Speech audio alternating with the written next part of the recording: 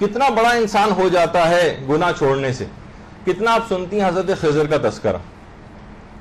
خضر نکلا ہی اس سے ایک سبز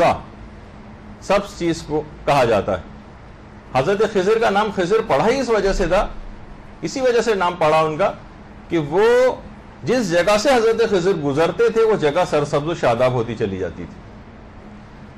اور آپ نے دیکھا کہ موسیٰ و خضر کے واقعے اگر قرآن کے اندر پڑھیں تو ایک لحاظ سے حضرت خضر کو موسیٰ کی استادی کا شرف حاصل ہوا تھا.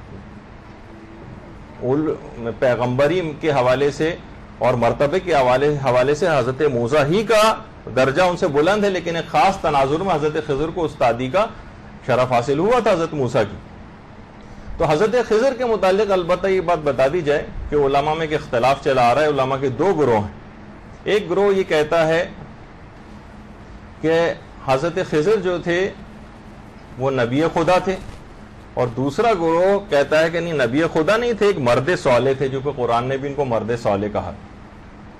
بہرحال, اور خود آیت اللہ خوئی مرحوم سے بھی جب پوچھا گیا یہ سوال کہ حضرت خضر نبی تھے یا ایک عام شخص تھے یا ایک عام صالح مرد تھے, تو انہوں نے کہا کہ اس کی صحیح طور پر تحقیق نہیں ہے ہمارے پاس کہ یہ ان کے پاس عہدہ نبوت تھا یا نہیں. تو بہرحال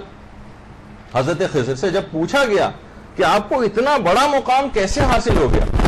اتنا بڑا مقام آپ کو حاصل ہوا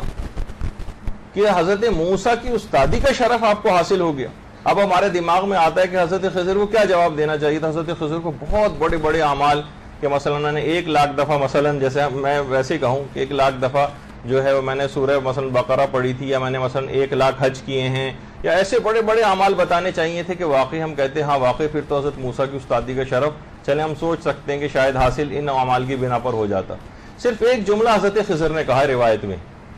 کہ آپ کو اتنا بڑا مقام کیسے حاصل ہوا, کہا گناہوں کو ترک کرنے کی وجہ سے. فقط گناہوں کو ترک انسان اگر کر دے تو اتنے بڑے بڑے مقامات کو بھی حاصل کر سکتا ہے. ایسا نہیں ہے کہ, اور ایک مرد صالح تھے, جیسے کہ اگر ہم ایک دوسرا والا پہلو لیں کہ حضرت خضر نبی نہیں تھے تو مقام عصمت بھی ان کے پاس نہیں تھا, لیکن عصمت کو ایک بات اور بیچ میں آ گئی تو عرض کر دوں, مقام عصمت ویسے تو ایک گاڈ گفٹڈ ایک چیز ہوتی ہے, وہ جس کے اندر صلاحیت ہوتی ہے اس کے اندر پروردگار رکھتا ہے, لیکن اپنی اپنی ظرف کے مطابق اور اپنے اعمال کے مطابق انسان ایک پرسنٹیج عصمت کی حاصل کر سکتا ہے. 1%, 2% عصمت کاملہ وہ تو صرف 14 معصومین کے پاس, لیکن بہت سارے افراد ایسے بھی ہیں, اللہم صلی علی محمد و آل محمد,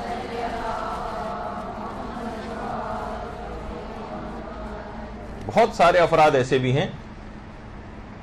کہ عصمت کے بہت قریب پہنچ جاتے ہیں,